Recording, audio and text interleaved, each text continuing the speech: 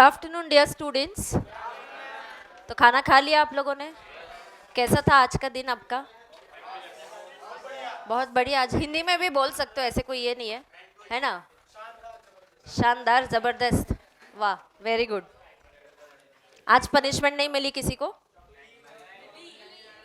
Fan, wait, he's gonna come. Okay, I'll try. I don't know which is the switch, but I will just check.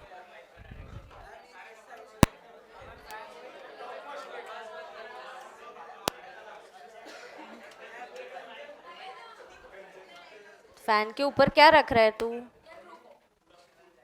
हो गया start?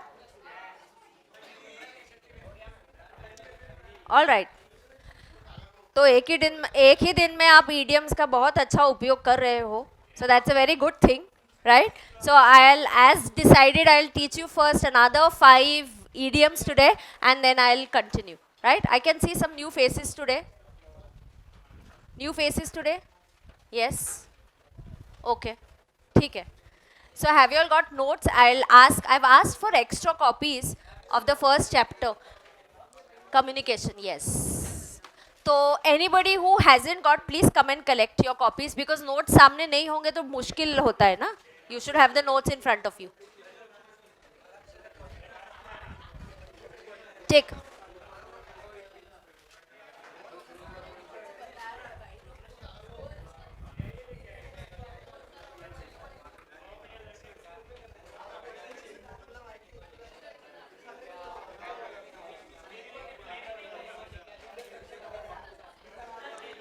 All right. Shh. Can everybody be quiet, and then we can start with idioms. Okay. Neighbors जरा check कर दो. Shh. बैठ जाओ. Shh. ध्यान ध्यान, सब लोग इधर ध्यान देंगे पहले. Stop talking. Okay, now neighbours check करो, सबकी नई नोटबुक अपनी बिजनेस कम्युनिकेशन की ही नोटबुक है ना? कोई लॉ में लिख रहा है, कोई किसी और नोटबुक में लिख रहा है, ऐसा नहीं चाहिए. लास्ट पेजेस से हमने स्टार्ट किया था. लास्ट पेजेस से स्टार्ट किया था. पहले लास्ट पेजेस क्या है? मीनिंग्स. और उसके बाद हमने क्या लिखा है? Idioms. Correct. So let's learn another 5 idioms for today. Yes. So let's start. Write down. My friend's room. My friend's room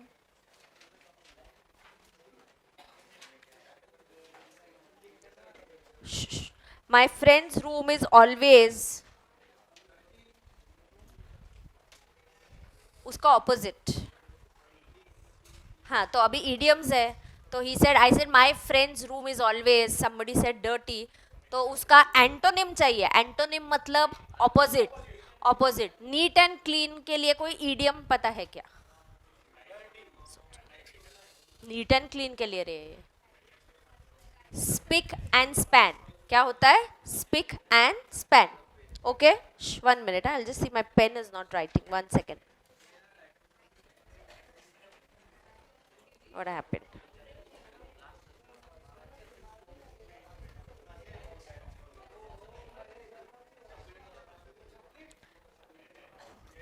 ये पेन नहीं है होते?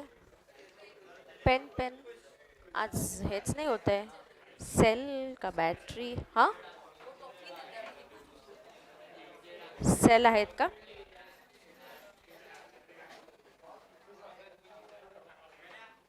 काहीच नाही चालत आहे.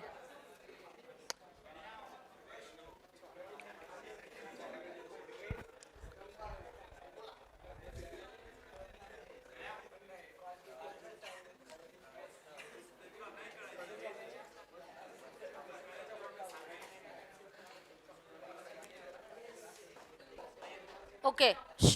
जो बच्चे ज़्यादा एक दूसरे से बात करेंगे, मैं जगह चेंज कर रहा हूँ आपकी, है ना? हाँ, तो डोंट टॉक टू मच. भगते.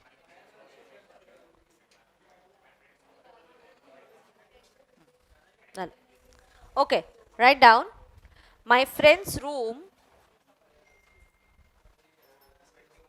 कौन रे? किसका है रे? My friend's room is always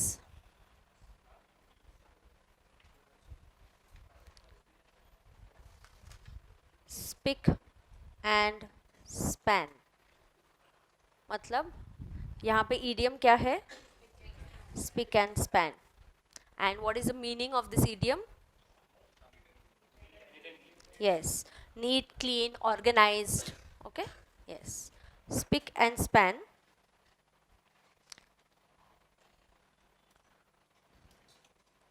Neat, clean,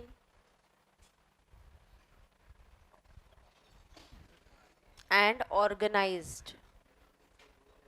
Neat, clean, and organized. लिखो. Neat, clean, and organized. Okay? ठीक है, मीनिंग समझ में आ गया सबको? All good, everybody okay? Yes. Next, तो ये नंबर 6 है ना आपका? Yes. 7th one, write down.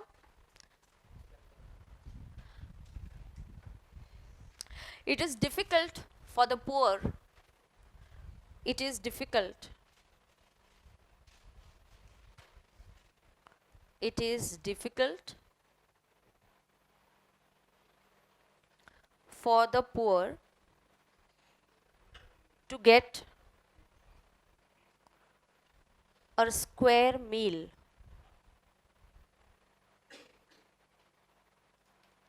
It is difficult for the poor to get a square meal.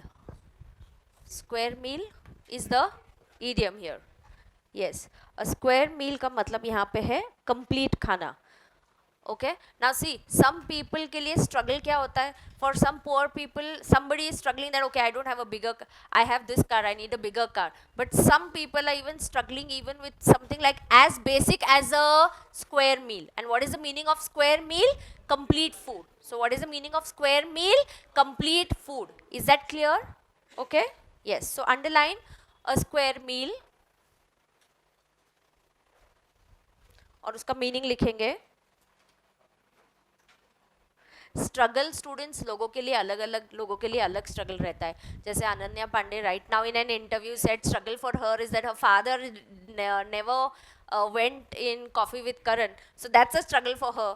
But then everybody has a different struggle. So she said even I have struggled, my father never gone in coffee with Karan. So nepotism पे उसका कुछ interview चल रहा था कि already आपके parents film industry में है और आपको इजी एंट्री मिल जाता है, तो उस पर उसका ये रिमार्क था. She got trolled very badly. Of course on that many people trolled her कि नहीं नहीं ये क्या स्ट्रगल है क्या. So see here actually what is struggle हर एक के लिए अलग अलग होता है. Poor in the country are struggling for what? To get a square meal. Square meal is a complete meal. Yes. So write down the meaning. तुम लोग न्यूज़पेपर पढ़ते हो? पेज 3 पढ़ते हो सिर्फ? हाँ, इकोनॉमिक टाइम्स पढ़ते हो? हाँ, क्या देखते हैं? वर्ल्ड अफेयर्स देखते हो? अच्छी बात है.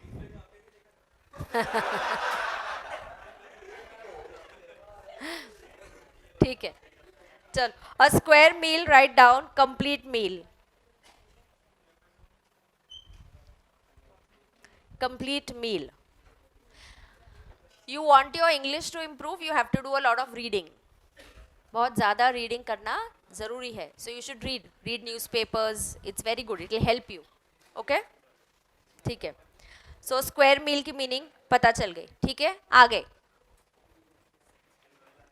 अच्छा, पहले कल के इडियम जरा बताओगे क्या क्या क्या था?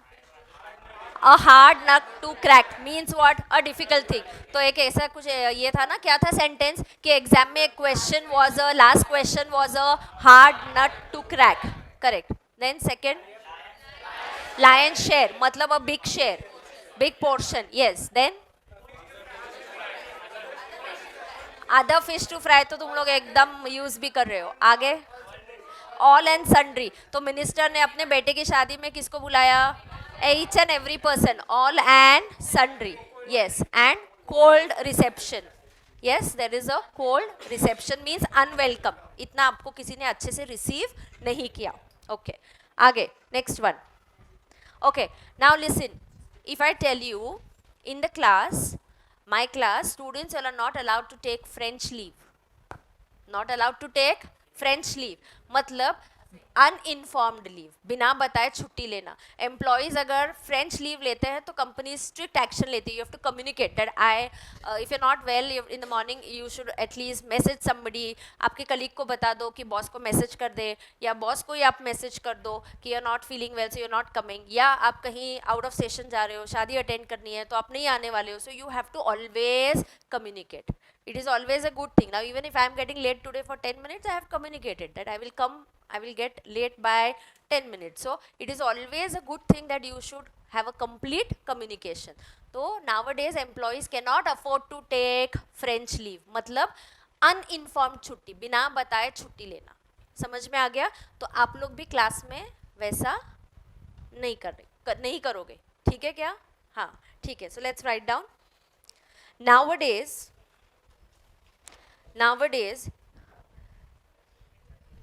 employees, nowadays it is difficult for employees, nowadays लिखूं मैं, nowadays it is difficult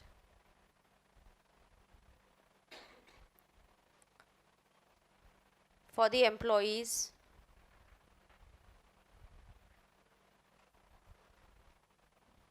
to take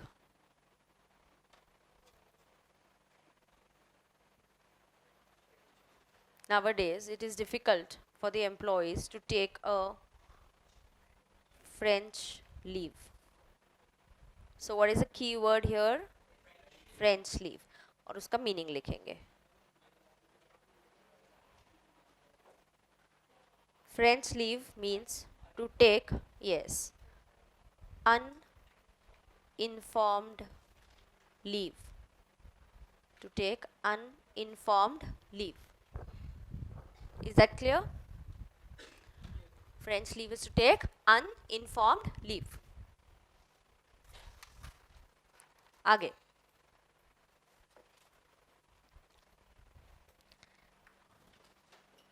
Ninth. Don't believe your neighbor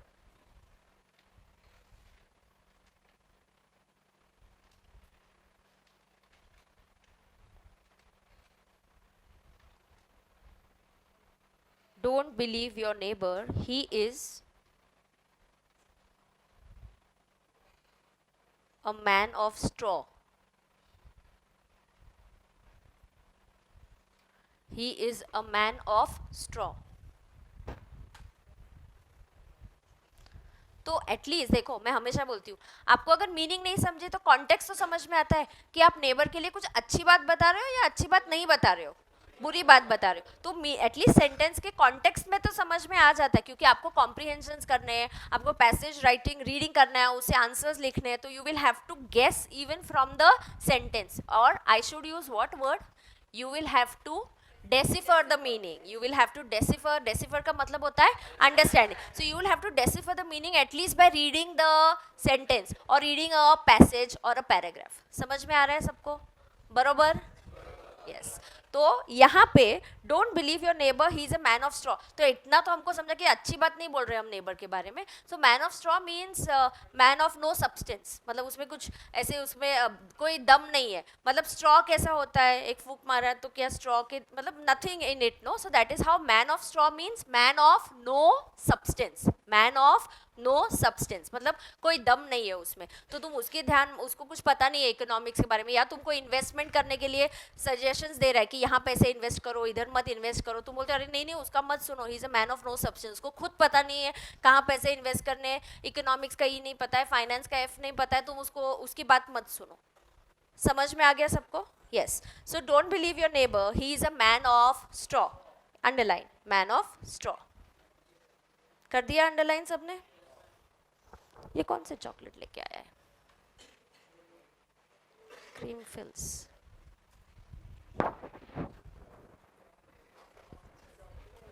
okay. So don't believe your neighbor, he is a man of straw. Write down, man of straw.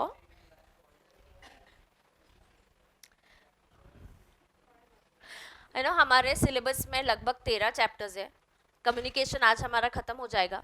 उसके बाद में second and third chapter थोड़े से लेंदी है, second and third are big chapters. Then the chapters are very small size, मतलब प्रेसी writing, formal mail लिखने का उसका फॉर्मेट क्या होता है, लेटर राइटिंग का क्या है, पैसेज है, अगर मीटिंग्स है तो नोटिस क्या होता है, एजेंडा क्या होता है, मीटिंग्स के आप मिनट्स कैसे लिखोगे, ये सब बहुत ईजी है. तो ओनली 2 चैप्टर्स जहाँ पे मुझे आपको पहले ग्रामर सिखाना है, and then I will come to your official communication के जो रूल्स होते हैं ना, मेल कैसे लिखते हैं, तो all that I will be telling you.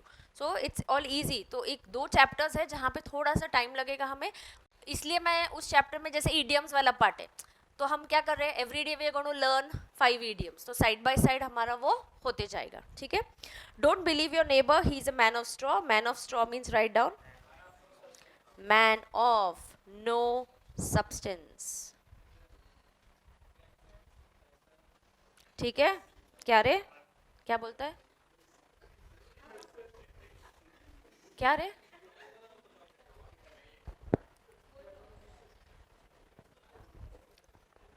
ठीक है. आगे करूं next sentence dictate. Narendra Modi's demonetization, Narendra Modi's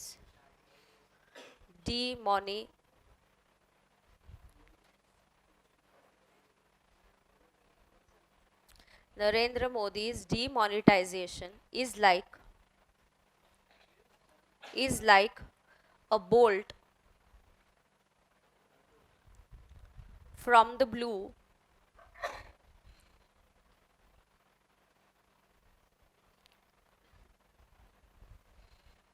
for those dealing in black money.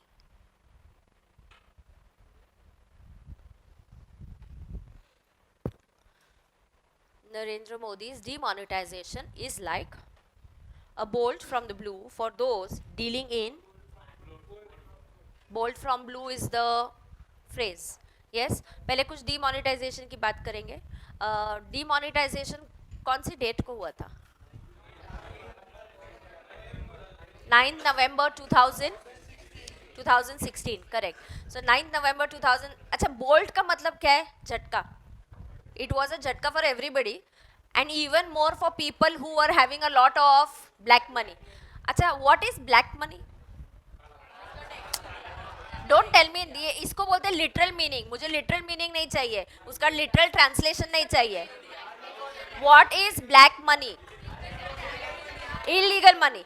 अच्छा, why is money illegal? हाँ, बिकॉज तुमने धन तो कमाया लेकिन उसके ऊपर टैक्स पे किया नहीं. तो हमेशा ब्लैक मनी का मतलब जरूरी नहीं कि आप कोई कैश का ट्रांजैक्शन हुआ, मतलब जरूरी नहीं है कि ब्लैक मनी हुआ, है ना. तो अगर कैश को आप बुक्स में रिकॉर्ड करते हो, it is very much white, it is very much a disclosed money और इस पे आपने टैक्स पे किया है. नाउ आपको क्या लगता है, जनरल बात कर रही हूँ, डिमोनेटाइजेशन की बात आई है, it's relating to my subject, so I am just talking to you कि अगर आपको क्या लग रहा है, डिमोनेटाइजेशन से इकोनॉमी को फायदा हुआ या नुकसान? एक जनरल आपकी ओपिनियन में जानना चाहते हो, आपको क्या लगता है, नुकसान हुआ? शॉर्ट टर्म में नुकसान हुआ, लॉन्ग टर्म में फायदा, ऐसा opinion. Can we all have varied opinion? Yes, everybody can have your, and you have a right to tell your opinion. बिल्कुल. So आपको क्या लगता है, और इसका ओपिनियन सुना, और क्या लगता है आपको? लॉस हुआ. ओके. गवर्नमेंट का जो एक्सपेक्टेशन था कि डिमोनेटाइजेशन से हम इतना पैसा कलेक्ट कर देंगे, ब्लैक मनी विल कम इन, उतना कलेक्ट नहीं हो पाया. जितना आरबीआई के पास रिकॉर्ड था कि कितना करेंसी सर्कुलेशन में है, RBI has a record because they are the ones who print the currency. Of course there is lot of other currency, जैसे बाकी की कंट्रीज है जहाँ पे करेंसी डुप्लीकेट या फेक करेंसी प्रिंट किए जाते हैं, तो वो भी सर्कुलेशन में होता था. तो ऑफ कोर्स, लेकिन जो आरबीआई का अंदाज़ा था कि हमारी इतनी करेंसी है मार्केट में, तो उतनी ही वापस आई, उससे ज़्यादा नहीं आया, एंड दे वर एक्सपेक्टिंग उससे ज़्यादा. वो टाइम पे गवर्नमेंट ने एक डिस्क्लोजर स्कीम भी किया था, डिक्लेयर इनकम डिस्क्लोजर स्कीम भी आया था कि अगर किसी के पास बहुत ज़्यादा कैश है, तुम जाके बैंक में भरोगे, तुरंत नोटिस आया अभी हम कर रहे हैं in my office, we are doing scrutinies for the year 16-17 where in the first question that we are asked कि क्लाइंट ने कितनी कैश भरी, और हमको 8 नवंबर से लेके 30 दिसंबर तक का डेटा कैश बुक उनको देना पड़ता है. क्यों देना पड़ता है? क्योंकि 9 तारीख को डिमोनेटाइजेशन हुआ, तो एक दिन पहले से ओपनिंग कैश वगैरह, और 30 दिसंबर तक लगभग हमें ओल्ड करेंसी डिपॉजिट करने का टाइम दिया गया था, right. So what is happening with demonetization, जितना हमें लगा उतना गवर्नमेंट को फायदा नहीं हुआ, बट एक डेफिनेटली इनडायरेक्ट फायदा हुआ. डीमोनेटाइजेशन के बाद अगर ये मेरा टैक्स का पहला क्लास होता तो वो statistics if it's there with me, मेरे टैक्स के क्लास का अगर फाइल यहाँ पे होगा तो मैं आपके साथ एक शेयर कर दूंगी. डीमोनेटाइजेशन के बाद 1 करोड़ टैक्स पेयर्स इंक्रीज हो गए, मतलब लोगों ने रिटर्न फाइलिंग किया. क्या हुआ, उसके पहले लोग रिटर्न्स भर नहीं रहे थे. इनकम टैक्स, अच्छा रिटर्न क्या होता है, अच्छा आप क्या करते हो मुझे बताओ. जब आप इंस्टीट्यूट में रजिस्टर करते हो तो क्या करते हो आप लोग? फॉर्म फिल करते हो. तो रिटर्न क्या होता है? एक फॉर्म होता है. और आप रजिस्ट्रेशन की फीस पे करते हो, उसको बोलते हैं टैक्स पे करना. और फॉर्म भरना क्या होता है? रिटर्न भरना. तो मुझे गवर्नमेंट को सिर्फ पैसा नहीं देना है टैक्स का, मुझे गवर्नमेंट को टैक्स का पैसा भी देना है और मेरा वर्किंग भी बताना है. अच्छा मैं इतना टैक्स क्यों पे कर रहा हूँ, ये मेरा इनकम है, ये उसका टैक्स आया. So all that working I submit in a form and that form is called as return. तो हमारे यहाँ बहुत कम लोग रिटर्न्स भरते हैं. Compared to the population, there are very few, a few percentage like 6%, 5%. That's it. 6% people are filing income tax return, and you know there are hardly ऐसे ही कुछ number होगा कि जिनका income 10 लाख के ऊपर दिखाए. So very few people. So you know, India may, of course, there's a gap of haves and the have-not. I'm gone into tax economics quickly in 2 minutes, and then I'll come back to English. So what happens is we have a gap between the haves and the have-nots. So like Mukesh Ambani is having so much money, so much money. एक आप अंदाज़ा लगा सकते हो कि how much dividend he earns, dividend income Mukesh Ambani का कितना है. Roughly in 16-17 या 17-18 के ईयर में उसका 1804 करोड़ रुपीस का उसको डिविडेंड मिला. How much income he earn? 1800 crore. मतलब दिन का कितना डिविडेंड जरा बताना. कैलकुलेटर है ना, निकालो तो. अच्छा इंग्लिश का क्लास चल रहा है जहाँ हम कैलकुलेटर निकाल के बात कर रहे हैं. चलो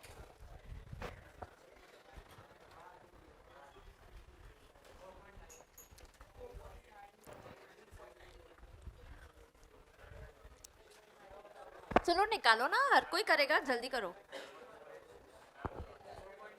4.9 करोड़ एक दिन का, एक दिन का. उसमें भी रीजन था, मैं क्यों बताती हूँ. Tax is a beautiful and a very interesting subject. You know इसको डिविडेंड पे टैक्स नहीं होता था, फिर टैक्स क्यों इंट्रोड्यूस किया, ये सब थोड़ा सा है, वो इंटर में सीखेंगे, अभी नहीं. तो ये मैं डेटा क्यों शेयर करती हूँ, क्योंकि वो टैक्स के एक प्रोविजन से लिंक्ड है.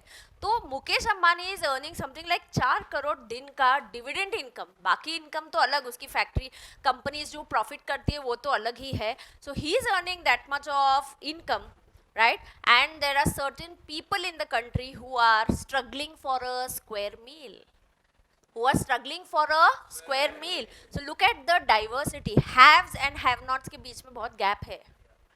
People filing returns is very less. तो demonetization का एक फायदा हुआ कि after demonetization के उस साल के बाद number of tax payers filing returns, tax उन्होंने पे किया कि नहीं वो अलग बात है, लेकिन रिटर्न फाइलिंग के नंबर में 1 करोड़ का इंक्रीज हुआ था, which was a big increase as compare to demonetization. So people got serious about, नहीं रिटर्न भरना चाहिए. आज ये 4 लाख ही कैश है, तुमने टैक्सेस पे किए होंगे. टैक्स पे करना अलग बात है, रिटर्न फाइल करना अलग बात है. जैसे आप रजिस्ट्रेशन फी पे करते हो, इट इज़ टैक्स पेमेंट, उसके साथ फॉर्म भी जाना ज़रूरी है. सो दो चीज़ें करनी होती है. तो लोग बहुत बार रिटर्न्स नहीं भरते, बट डीमोनिटाइजेशन का एक फ़ायदा ये हुआ कि नंबर ऑफ रिटर्न फाइलिंग बढ़ गए. हाँ, of course economy is right now in a very bad state. Definitely there is something wrong that the government has done. Timing उनका गलत हुआ है. उनकी इच्छा थी जीएसटी अच्छा करे, जीएसटी लेके आए, तुरंत डिमोनिटाइजेशन आया, उसके बाद जीएसटी आया. You need to give some time to the economy to adjust, you know, in every time. And तुरंत अभी जैसे CAA आ गया, तो you are going taking people away from the main issue like economy, unemployment, growth rate बहुत कम है. तो ये सब problems तो फिलहाल है इकोनॉमी में. It will revive definitely. Okay, so Narendra Modi's demonetization is like a bolt मतलब झटका from the blue, मतलब all out of the blue, मतलब तुम पूछ रहे आउट ऑफ द ब्लू का मतलब होता है फ्रॉम नो वेयर, ये अचानक कहाँ से आ गया, किसी को भी पता नहीं था. So it came out of the blue, मतलब एकदम कहीं से भी नहीं, हमें इसका, आपको इसकी झलक भी नहीं थी, आपको इसका हिंट भी नहीं था, कुछ भी नहीं था, अचानक से आ गया. So this is a bolt from the blue. Okay, so that's the idiom. Underline and write down bolt from the blue.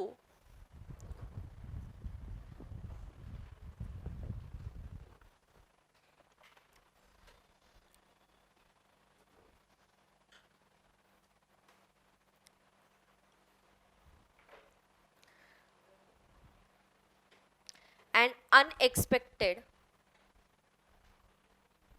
आपने एक्सपेक्ट नहीं किया था, डिजास्टर, झटका ही है एकदम बड़ा, so it's a disaster, unexpected disaster.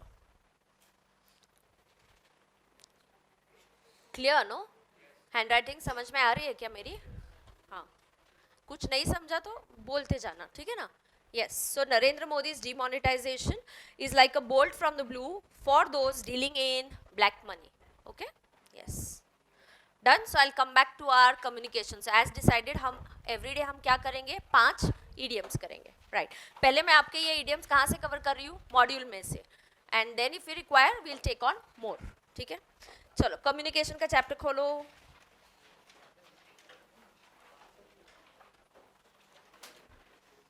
Yes.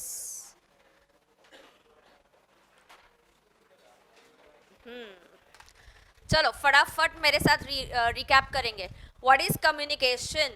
Exchange of ideas. Ideas के बाद I will stop, comma comma, आपको पता है. Exchange of ideas, thoughts, feelings and knowledge and all that stuff, emotions. Yes. Now communication के channels के basis पे types क्या होते हैं? Yes, what types? Verbal, non verbal, visual.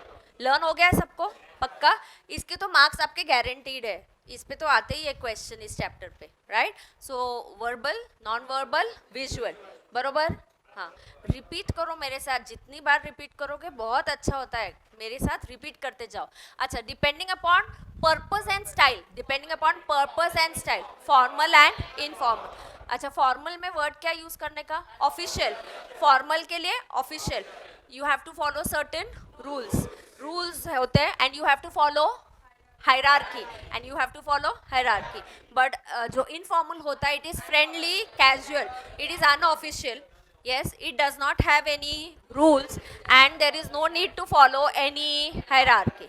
अच्छा, ज़रूरी है कि बिजनेस और जो कंपनीज होती है वहाँ पे सिर्फ फॉर्मल कम्युनिकेशन होता है क्या? इनफॉर्मल भी होता है ना?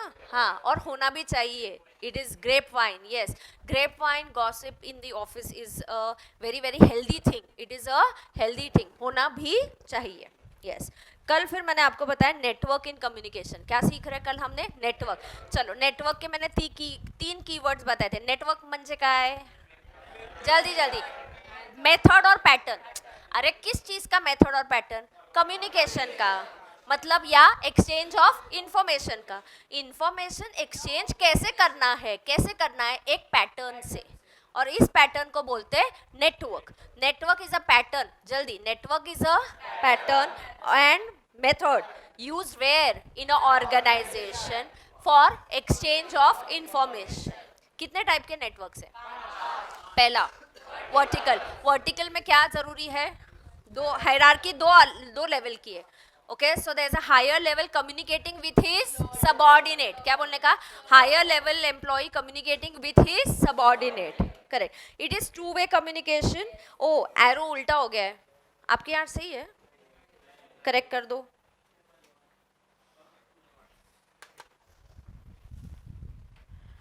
कर दिया? It's a two way communication. बरोबर? Circuit network. ये मुझे ना थोड़ा कंफ्यूज हो रहा है, जरा सर्किट नेटवर्क पढ़ो. और मुझे ना दोनों में डिफरेंस ही नहीं समझ में आ रहा है. वर्टिकल और सर्किट में डिफरेंस क्या है? पढ़ो पढ़ो, पढ़ के लो पहले.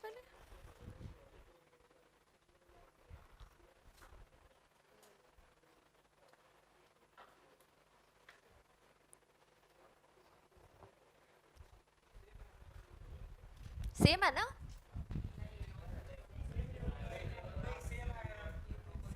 हाँ क्या?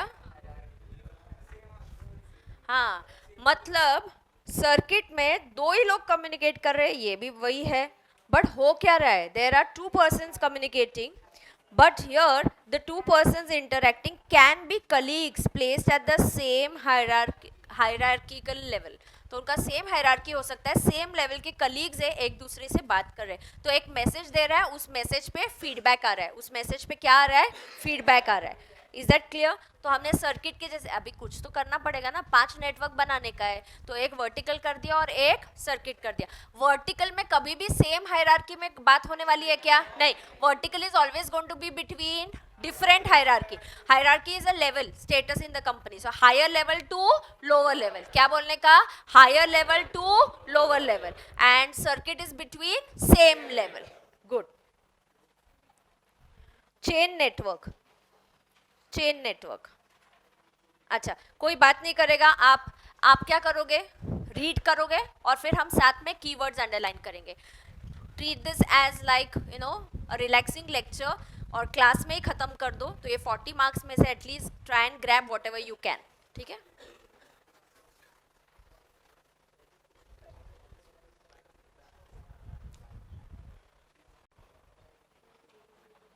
और कौन एक्सप्लेन भी करेगा वो भी बता दो फिर मुझे. somebody.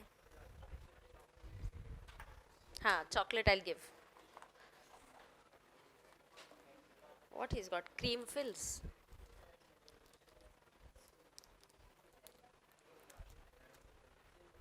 Yes, I want somebody to raise hand and explain. Yes. हाँ, तो पूरा chain of command है, right? So there is a chain of command. So it's going from, it's a lengthy process. Is it a lengthy process? Yes, it is a lengthy process. It takes time to reach. Message पहुंचने तक time लग जाता है. बिल्कुल सही. Come take your chocolate.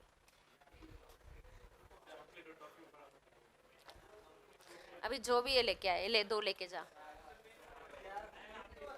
हम भी बता दे तो तुम भी बताना, तुम लोगों को भी मिलेगा. गुड. ओके, नाउ कौन रहे इतनी ताली बजा रहे जोर जोर से?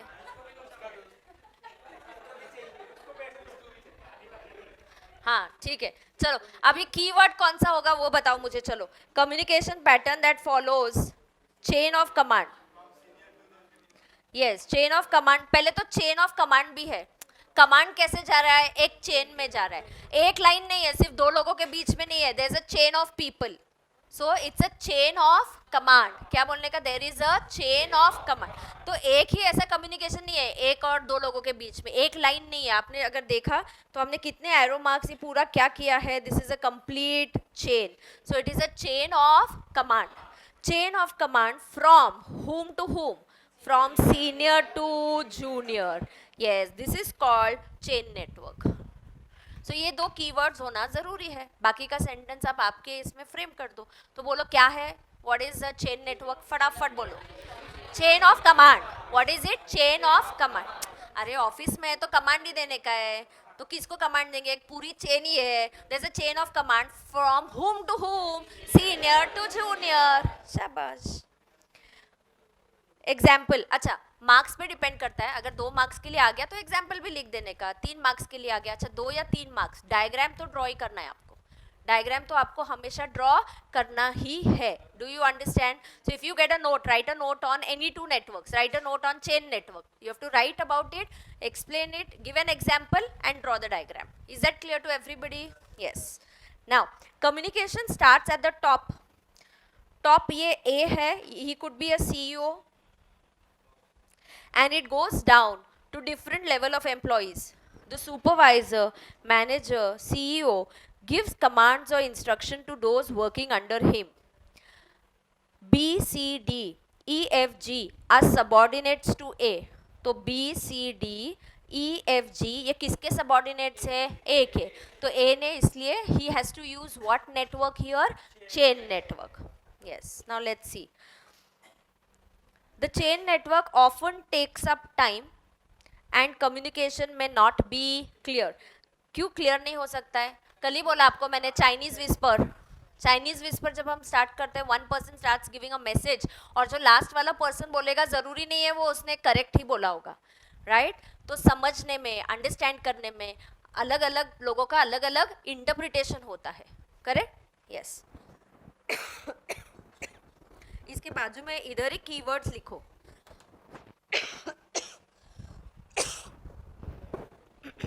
ओके इसके बाजू में ही हम लोग क्या करेंगे, कीवर्ड्स लिखेंगे। तो पहला कीवर्ड क्या था?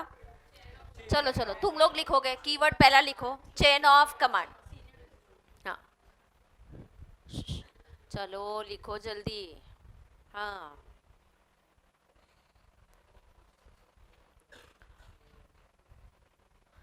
From whom to whom, from senior to junior. And यहाँ पे communication starts from top. See क्या है ना, आप अगर 5 पॉइंट्स लिखोगे तो एग्जाम में जाके 4 याद आएंगे। Do you understand? यस, तो एक आधा एक्स्ट्रा कीवर्ड लिख के रखा तो भी चलता है। So communication starts from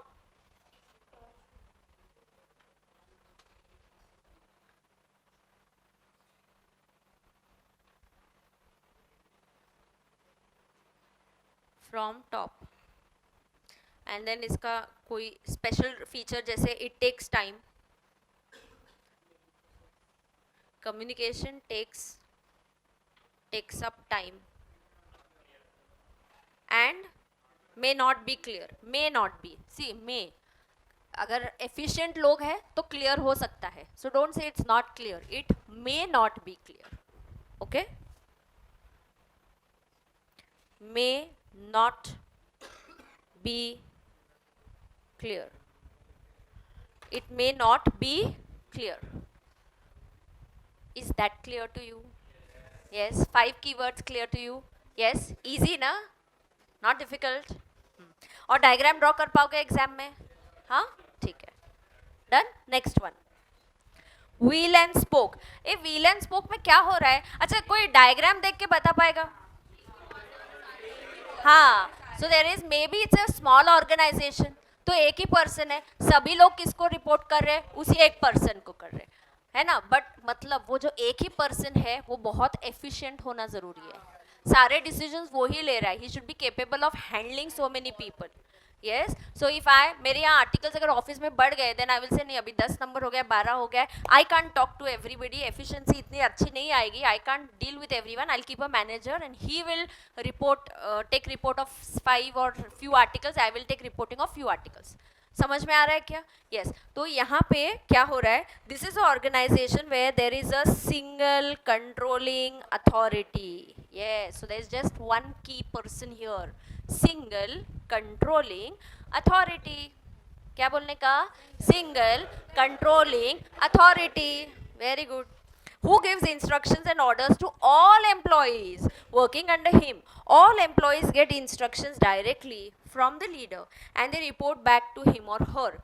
It is a direct and efficient for a small students. कौन सा नेटवर्क किसको सूट करेगा ये अपने अपने ऑर्गेनाइजेशन पे डिपेंडेंट है। जैसे आपको किसी को पढ़ाई करना सुबह अच्छा लगता है, किसी को रात को अच्छी पढ़ाई होती है, somebody gets up early morning, somebody likes to stay late up night, तो कब पढ़ना है, कैसे पढ़ना है, ये हर एक का चॉइस होता है। तो वैसे ही ऑर्गेनाइजेशन पे डिपेंड करता है कि उन्होंने कौन सा नेटवर्क फॉलो करना चाहिए। अच्छा किस चीज़ पे डिपेंड करेगा ये? ऑर्गेनाइजेशन के साइज पे। किस पे डिपेंड करेगा? साइज।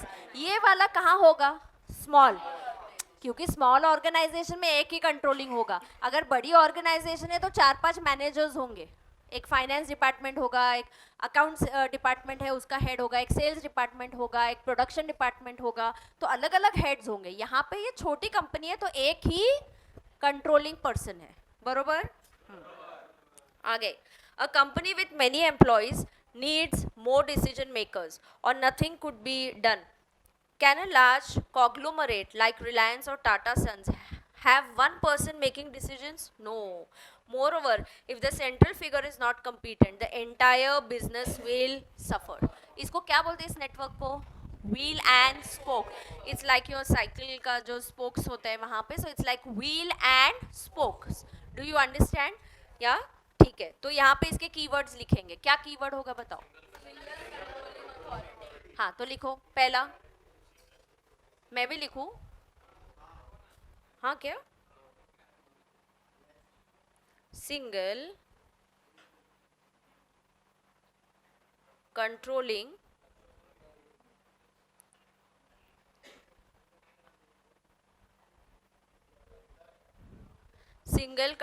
अथॉरिटी. इवन ये all employees directly report to this person. All employees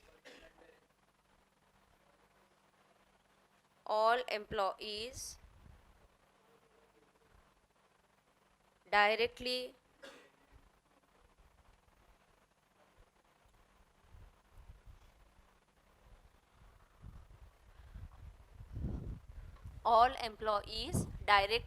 report to him.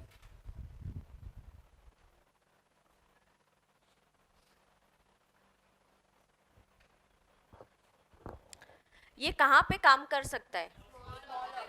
Yes, this will work where? It will work in small companies, small organizations. हाँ मतलब it is efficient means it will work well over there. So it will work in small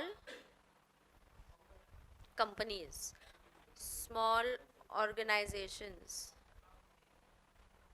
It's not time consuming. नहीं, उल्टा direct communication हो रहा है ना, efficiency बढ़ती है इससे. चेन जब होता है तब टाइम कंज्यूमिंग होता है. डायरेक्ट हो रहा है इधर, सिर्फ ये अच्छा सक्सेसफुल होगा या नहीं होगा डिपेंड्स अपॉन वो सेंट्रल पर्सन. वो एफिशिएंट है तो अच्छे से चल जाएगा, फिर कोई प्रॉब्लम नहीं है. ठीक है. हाँ आगे. It cannot work for large organizations.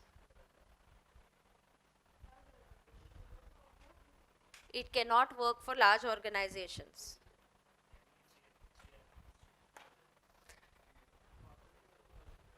It cannot work in large organizations. Communication can be, yes, you can write communication can be clear.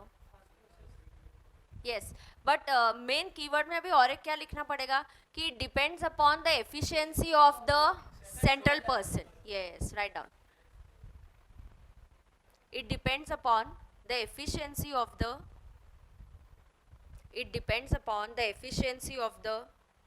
Central person. It depends upon the efficiency of the central person. Correct? All okay?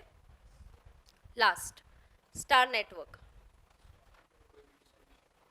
हाँ बताओ, star network क्या है.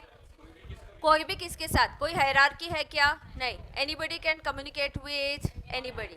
Yes, you know this is required in team work. जहाँ पे required होता है ना, एक दूसरे पे डिपेंड करता है. जैसे सॉफ्टवेयर डेवलप करना है ना, सुनो, जैसे बैंक के यहाँ आपको बैंक के लिए कोई सॉफ्टवेयर डेवलप कर रही है कोई सॉफ्टवेयर कंपनी. बैंक्स के मल्टीपल रिक्वायरमेंट्स है कि लोन लेंडिंग, इंटरेस्ट रेट इतना होना चाहिए, डिले हो गया तो ऑटोमेटिकली इंटरेस्ट कैलकुलेट होना चाहिए, चेक बाउंस हो गया तो ऑटो चेक चार्जेस लगने चाहिए, स्टैंडिंग इंस्ट्रक्शंस दिए जाते हैं. तो मल्टीपल होता है. तो 3-4 लोग हैं जो बैंक के सिस्टम समझ रहे, तो चारों पांचों लोगों ने एक साथ फिर उस सॉफ्टवेयर डेवलपर के साथ कम्युनिकेट करना चाहिए और एक दूसरे के साथ भी करना चाहिए, सो दैट कोई डुप्लीकेशन नहीं होता है, कुछ छूट नहीं जाना चाहिए. तो जहाँ पे टीम वर्क रिक्वायर्ड है, इस टाइप का कम्युनिकेशन बहुत ही ज़रूरी है. बिना कम्युनिकेशन के कैसे काम कर पाएंगी टीम. समझ में आ रहा है. Yes, so star network has multiple channels of communication and it is open for all members. Multiple channels. आपके लिए एक चेन ही है ऐसा नहीं है, सिर्फ स्पोक ही है ऐसा नहीं है, सिर्फ एक सेंट्रल पर्सन है ऐसा नहीं है. Multiple channels of communication open between all members. This network propagates group communication. So ये नेटवर्क कहाँ पे होता है, ऐसी ऑर्गेनाइजेशन जहाँ पे बिलीव करते हैं कि ग्रुप कम्युनिकेशन होना जरूरी है, सिर्फ बॉस के साथ नहीं, सबका सबके साथ कम्युनिकेशन जरूरी है, कंसर्न पर्सन के साथ.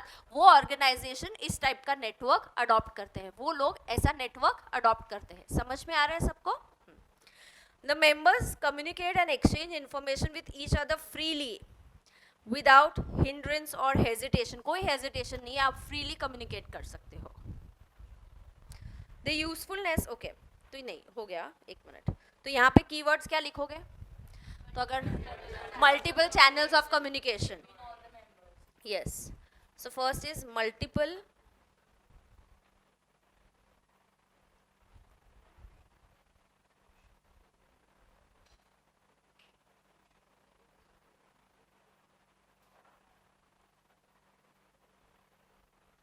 and it is open between all members.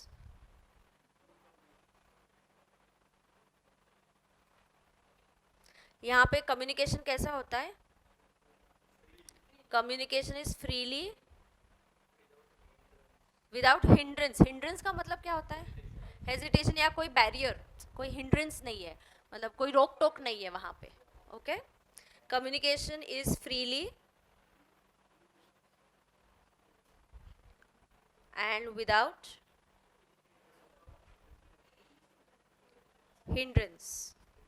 कहाँ पे ये अच्छा है? It is essential where teamwork is involve. It is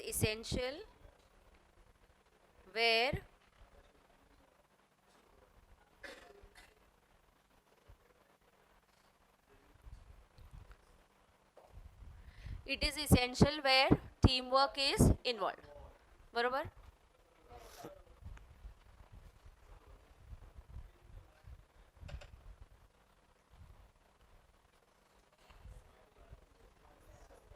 Okay.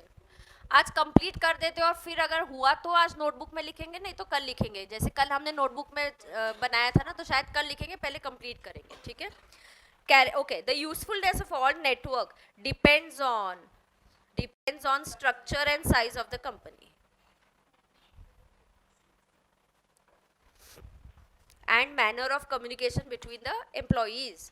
Good communication relies on the sincerity of the employees within the company as well as properly defined processes. तो process पे भी depend करता है और employees पे भी depend करता है. प्रोसेस बहुत अच्छा है लेकिन एम्प्लॉयज़ ही एफिशिएंट नहीं है, तो क्या काम है उस प्रोसेस का? नहीं, दोनों पे डिपेंड करता है. किस पे डिपेंड करता है?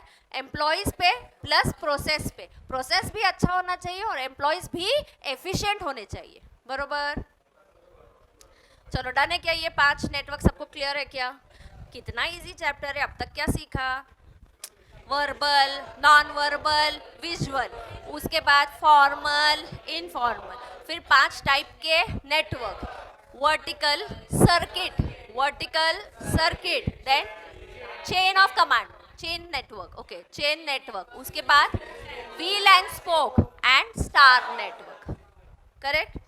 अभी 2 ही पॉइंट्स बचे सिखाने के इस चैप्टर के. क्या है? पहला, कैरेक्टरिस्टिक ऑफ कम्युनिकेशन, मतलब कम्युनिकेशन कैसा होना चाहिए. कम्युनिकेशन कैसा होना चाहिए, उसके कैरेक्टरिस्टिक कैसे होने चाहिए. कम्युनिकेशन अनक्लियर होना चाहिए, क्लियर होना चाहिए, बहुत लंबा चौड़ा मैसेज आना चाहिए. It should be short and precise, to the point होना चाहिए. और शुड कम्युनिकेशन आपको कुछ बताना, एक छोटी सी चीज़ है लेकिन आप कुछ मेल लिखते हो and you are talking about I don't know what all and end में कहीं तो आई एम वंडरिंग कि ये मेल मुझे मिला क्या है, इसमें से बोलना क्या चाह रहा है मेरा बॉस, मुझे समझ में नहीं आ रहा है. सो इट इज़, उसके लिए भी एक ईडियम है, बीटिंग अराउंड द बुश. वो कल सिखाऊंगी आपको. क्या है idiom? Beating around the bush. So there should be no beating around the bush. सीधा पॉइंट पे आ जाओ. क्या? सीधा पॉइंट पे आ जाओ. समझ में आ रहा है क्या? अब पढ़ती हूँ. कैरेक्टरिस्टिक्स. अच्छा, पहले तो देखो कैरेक्टरिस्टिक्स में कितने कैरेक्टरिस्टिक्स है नोटबुक आपके नोट्स में. देखो है क्या? नो. ओके, इस पे क्वेश्चन कैसे आता है? राइट एनी 4 और right any 5 important characteristics. Mostly तो सब सी से ही स्टार्ट हो रहा है. अगर आप ध्यान दोगे आपके जो कैरेक्टरिस्टिक्स है, how many of them are starting with C? Yeah, so out of 9 you have around 6 characteristics of communication starting with C. So you have 6 characteristics of communication starting with the word C. Right. पहला सिर्फ heading पढ़ेंगे. क्या आप सब लोग मेरे साथ पढ़ोगे हेडिंग? Yes. चलो पहला हेडिंग क्या है? क्लियर. दूसरा concise. Next concrete. 4 coherent. Complete. courteous. listening for understanding. Oops. एक मिनट. फोकस. अरे अरे अरे अरे अरे अरे अरे, स्टार्ट करो फिर से, 7 से पढ़ना चालू करो. Listening for understanding, focus and attention, emotional awareness and control. Yes. So okay. ना first you will get question किस टाइप का?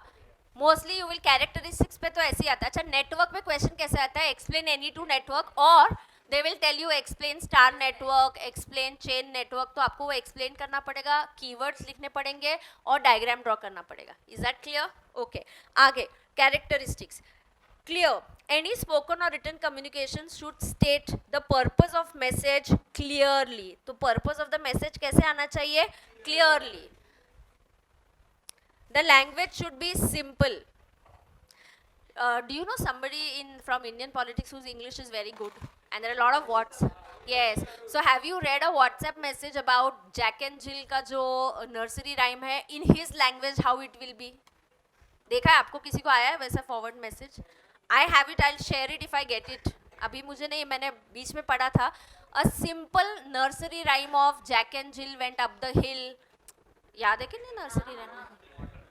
हाँ, तो ये नर्सरी राइम अगर he has to tell us, like Shashi Tharoor has to tell us this nursery rhyme, it is going to be in what language? The language that he has used is too high. You don't समझ में नहीं आता है कि ये nursery rhyme के लिए वो बात कर रहा है. So sometimes even if your English is too good, you cannot use it has to be simple communication. Complicated नहीं होना चाहिए.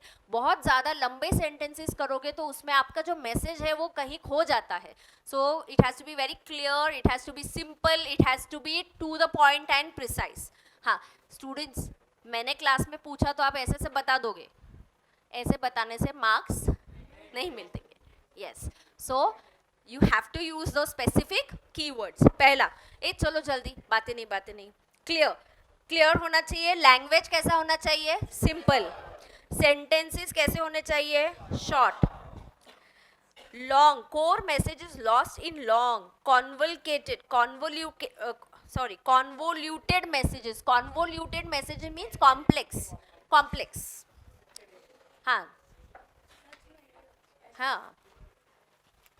Short messages have to be there.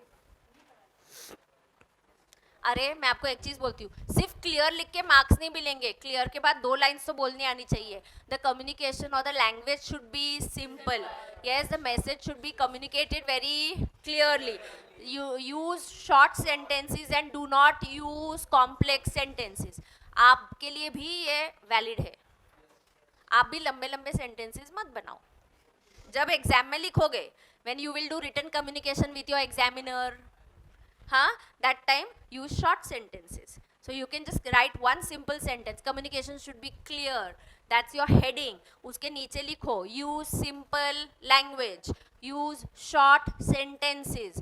The sentences should not be long and complex. Otherwise the core, मतलब जो message आपको देना है, it is lost or it does not reach. समझा क्या? हाँ. Make it easy for the reader to grasp. Reader के लिए इजी रखो, ठीक है. कंसाइज. अच्छा स्टूडेंट्स, कंसाइज का मीनिंग क्या होता है? Dictionary meaning short. हाँ, तो मुझे ये एक मीनिंग ऐड कर दो आप पीछे. लास्ट सेंटेंस, आपका लास्ट पेज है ना नोटबुक का,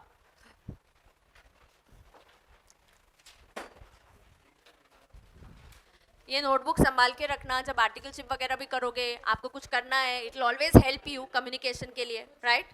कंसाइज लिखो. शॉर्ट, उसका मीनिंग है शॉर्ट. कंसाइज और उसका मीनिंग भी लिख दो, डैश शॉर्ट. नेबर्स चेक करो सब लोग लिख रहे हैं कि नहीं. किसकी बुक इनकम्प्लीट होगी ना, मैं उसके दोस्तों को और नेबर को ही पकड़ने वाली हूँ. हाँ, कॉपी नहीं बनाई अभी तक. कल भी उसने बोला नोटबुक घर पे है. पहले तू ले चॉकलेट, ले ले। और कौन रिपोर्टिंग कर रहा है? Come take your chocolate. उसने बताया, उसने तो अभी तक नोटबुक ही नहीं बनाई है। आजा चॉकलेट लेके जा। क्या नहीं किया उसने? ऐसे आ जाओ, लेके जाओ। कम।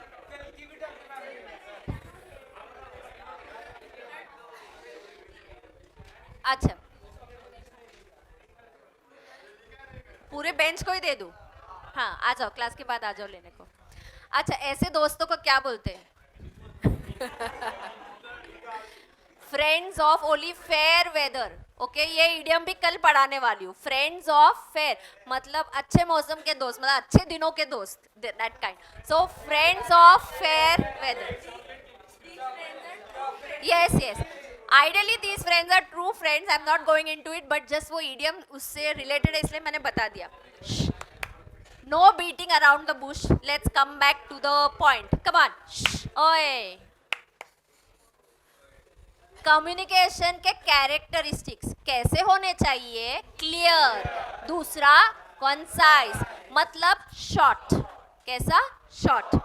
उसके लिए देखो, ब्रीविटी मतलब ब्रीफ होना चाहिए। कंसाइज बोल सकते हो, ये ब्रीविटी का मतलब होता है ब्रीफ।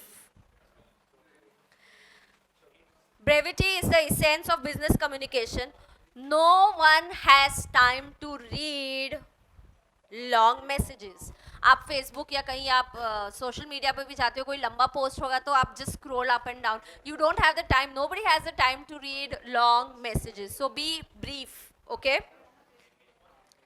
हाँ, and this is not like your 11th 12th और यूनिवर्सिटी एग्जाम्स के जैसे बीकॉम एग्जाम या 11th 12th स्टैंड की, जो जितना लंबा आंसर लिखोगे उतने मार्क्स मिलेंगे, तो ऐसा नहीं है। No beating around the bush, be precise, be concise and to the point. Okay, हाँ, avoid using too many irrelevant words or adjectives, for example you see, I mean to say, ensure that there are no repetitions। तो हर कोई teacher या हर कोई जब आपसे बात करता है, किसी किसी की स्टाइल होती है बात करने की, कोई एक ही बार ओके गुड और something like that, okay I see, I want to tell you, so जो भी होता है कोई ना कोई रेपिटेशन होता है। बट आप जब कम्युनिकेशन करते हो फॉर्मल के लिए, you should try and see that you avoid this kind of repetitions. concrete होना चाहिए। the content of your communication should be tangible, it should be based on facts and figures। now students, अगर कोई आपको see, if I have to tell you कि demonetization से क्या फायदा हुआ, ऐसे ही तुम आके arguments मत करो। do you have statistics, do you have proof, do you have evidence कि ऐसा हुआ है, फिर आके बात करो। आप जब भी आपने ऐसी फील्ड चूज की है जहाँ पे आप हवा में बात नहीं कर सकते, whenever you have chosen a field which is a very very important field, जहाँ पे आपका reading general knowledge बहुत ज़्यादा और अच्छा होना चाहिए, develop the habit of reading a newspaper, please do that, take 10 minutes and read newspaper। okay, now आपको क्या करना है, आपका जो भी डेटा है, जो भी आप बात कर रहे हो, should be based on facts। ठीक है, it should be based on facts, facts and figures. Abstract नहीं होना चाहिए, हवा में बातें नहीं करनी है। Abstract ideas and thoughts are liable to misinterpretation. Make sure that there is just sufficient detail to support your case और argument and bring focus to the main message. Okay, तो मुझे तो लग रहा है यहाँ पे कीवर्ड क्या है, base it on facts and figures, base it on facts and figures. Concrete मतलब पक्का, मजबूत। आप कब बोल सकते हो कि हाँ हाँ मैंने जो बोला वो बिल्कुल सही है, क्यों? बिकॉज मेरे पास उसका डेटा है, मेरे पास उसका प्रूफ है, मैं ऐसे ही नहीं, सबूत है, यस, तो मैं ऐसे ही नहीं बात कर रही हूँ, ऐसा। कोहेरेंट, कोहेरेंट का पहले डिक्शनरी मीनिंग तो लास्ट पेज पे लिखो नोटबुक के, फटाफट करो। कोहेरेंट, कोहेरेंट का मतलब होता है लॉजिकल, लॉजिकल फ्लो और रीजनेबल। कोहेरेंट का मतलब होता है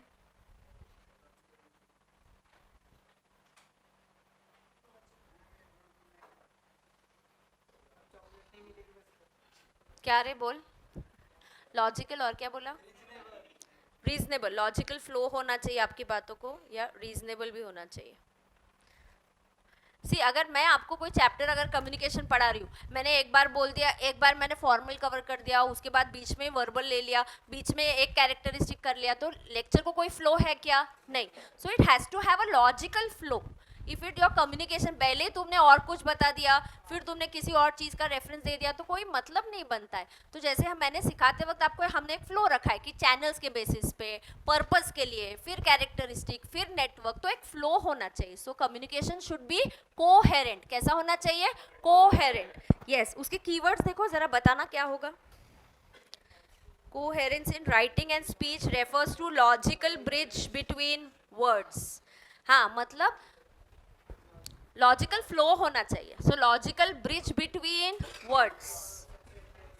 main ideas and meanings can be difficult to reader to follow if the writer jumps from one idea to another idea, uses contradictory words to express himself. The key to coherence is sequentially organized, logically presented information. मतलब your communication should be logically presented. Correct है? Yes, and there has to be some logic between the words that you use. There has to be a proper flow between the message that you want to give. इसमें keywords क्या करोगे? Logical bridge between words और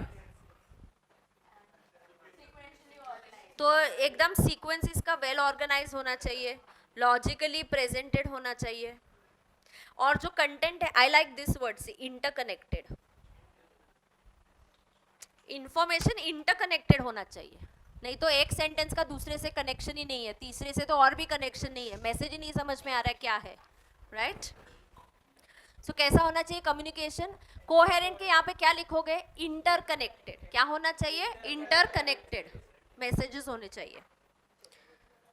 complete, of course complete होना चाहिए. आपको याद है मैंने पहला एग्जांपल दिया था, आप दोस्त को अगर मैसेज करते हो कि मूवी की टिकट बुक करूँ क्या, वो 10 क्वेश्चन पूछेगा, कौन सी मूवी, कौन से थिएटर, कौन सा. अरे why are you doing that? पहला ही मैसेज कंप्लीट भेज दो ना. Should I book a ticket for good news movie and this theatre at so and so date and so time today at this and this time.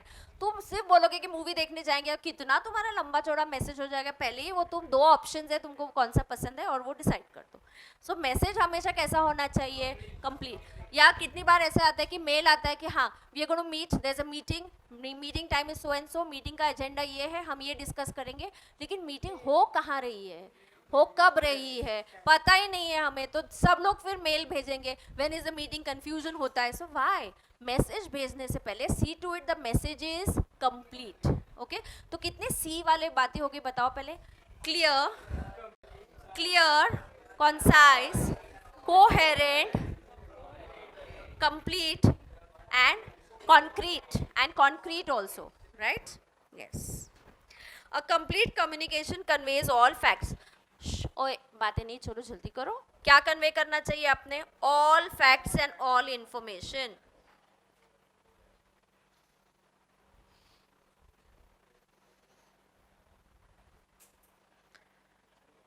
इससे क्या होता है? Company का रेपुटेशन भी अच्छा हो जाता है कि हाँ कितना अच्छा मेल, कितना क्लियर मैसेज आ गया है. So everything is very clear. So जब आप कंपनीज के साथ डील करते हो, एकदम अच्छे से मैसेज भेजोगे तो क्लियर, आपकी कंपनी का रेपुटेशन भी बढ़ जाएगा. आगे, it helps in better decision making. Why? Because all information is available. तुमने दोस्त को मैसेज डाला, मूवी की टिकट बुक करूँ क्या, उसको डिसीजन मेकिंग में हेल्प करेगा क्या? नहीं. अगर कंप्लीट मैसेज नहीं है तो हेल्प करेगा क्या? नहीं. तुमने से बोला मूवी की टिकट बुक करे क्या, तू बोलेगा अरे कौन सी मूवी, कितने बजे, क्या है plan. He can't take a decision. So if you send a complete message, only then decision making में हेल्प करेगा. हाँ. एक कोर्टियस का मतलब क्या होता है? Polite. Polite. Courteous is polite. Courteous is polite. Characteristics तो खत्म करेंगे, बैरियर्स कल करेंगे. फिर कितना जल्दी क्लास खत्म हो जाता है.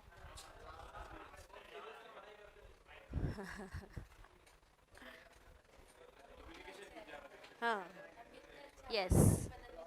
हाँ एकदम अच्छे बच्चे. चलो, एक कोर्टियस का मतलब क्या है? तो तुमने खुद से क्या करना चाहिए, लास्ट पेज पे जाके लिखना चाहिए।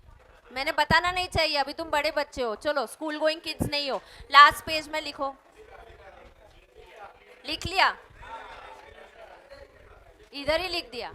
उसने नोटबुक बनाई नहीं है अभी तक। वो दोस्त की नोटबुक मत दिखा, तेरी नोटबुक दिखा, तेरी है।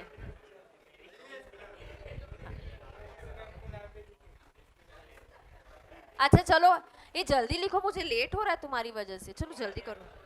आई have other important fish to fry, come on be quick.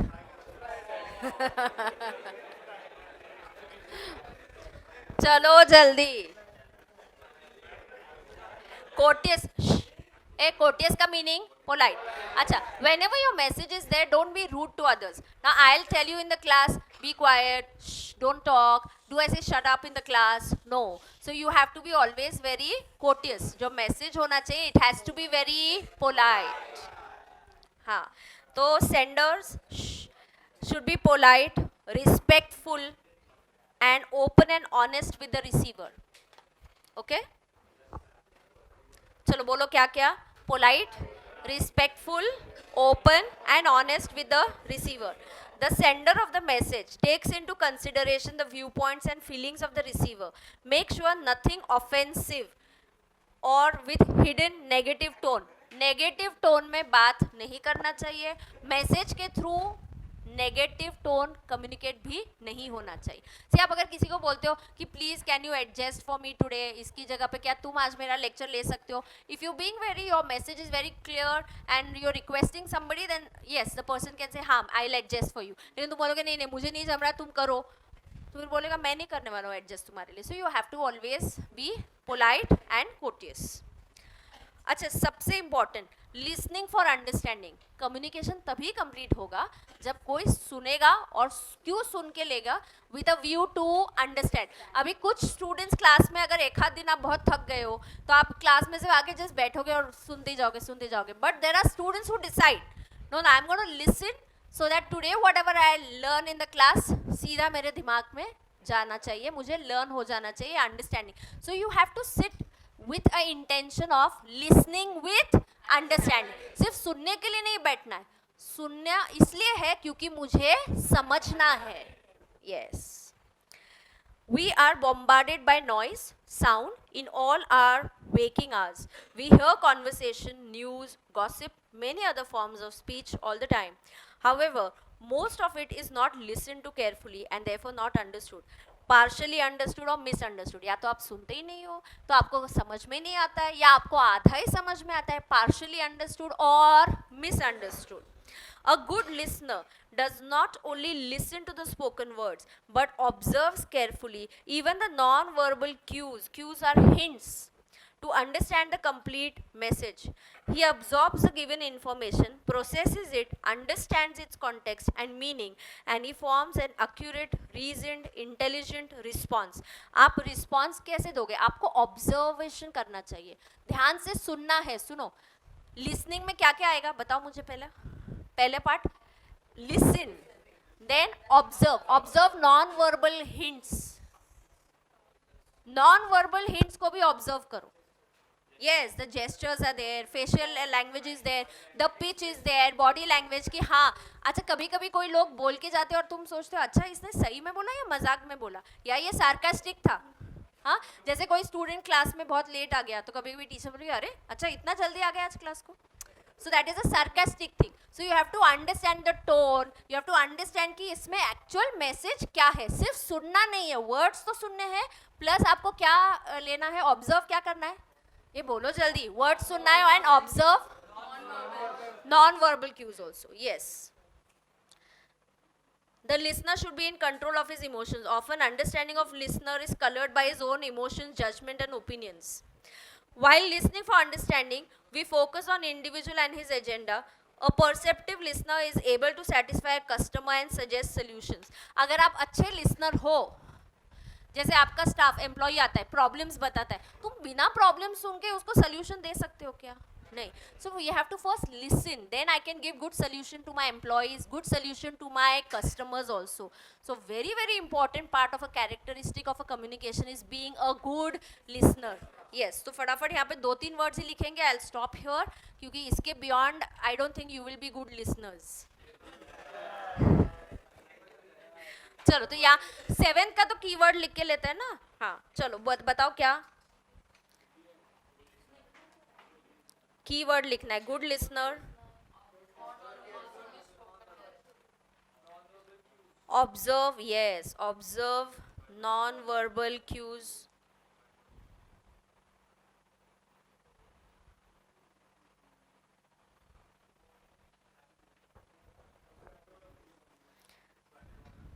Yes listener should be practical. You know आप जैसे अभी क्लास में एंटर करते ही किसी दोस्त के साथ झगड़ा करके अंदर आ गए तो you are not in control of your emotions, you are disturbed. तो आपका अगला लेक्चर या आगे के 30-40 मिनट अच्छे से नहीं जाएंगे, आपको नहीं समझता है. So you have to always be in control of your emotions. So listener should be practical and in control of emotions and in control of his emotions. Listener should be practical and in control of his emotions. ए लिख रहे तू? हाँ समझ में आ गया क्या सबको? अगला पॉइंट करूँ कि नहीं करूँ? Okay, I'll see you tomorrow at 2:30. ठीक है, see you tomorrow. ए तुमको होमवर्क दूँ क्या? तुम लोग चार्ट बना सकते हो फॉर्मल इनफॉर्मल का, उतना तो कर सकते हो ना. करोगे क्या कल के लिए? अच्छा सुनो सुनो, कल के लिए आप क्या करके आओगे? आपकी नोटबुक में कम्युनिकेशन फॉर्मल एंड इनफॉर्मल लिखा है क्या हमने? Formal informal